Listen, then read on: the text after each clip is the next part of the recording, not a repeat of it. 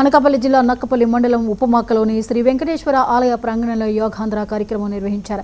ఈ కార్యక్రమంలో హోంమంత్రి అనిత, ఎంపీ సీఎం రమేష్, జిల్లా కలెక్టర్ విజయకృష్ణన్ పాల్గొని యోగాసనాలు వేశారు. యోగాలో మన దేశం ప్రపంచానికి మార్గదర్శకమని హోంమంత్రి పేర్కొన్నారు. మోదీ కృషితో అంతర్జాతీయ యోగా దినోత్సవానికి ప్రపంచవ్యాప్తంగా గుర్తింపు లభించిందన్నారు.